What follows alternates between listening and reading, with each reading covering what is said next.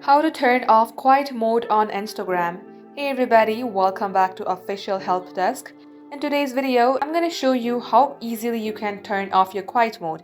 So without any further ado, let us get started. First of all, make sure that your application is updated. Head over to Play Store and search for Instagram.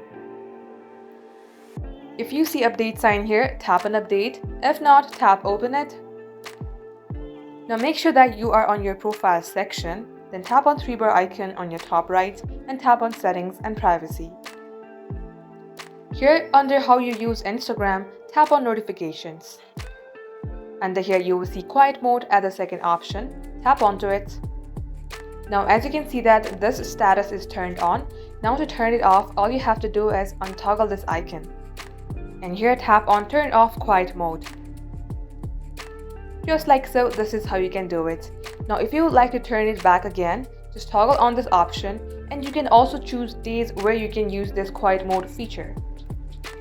Just like so, this is how you can do it.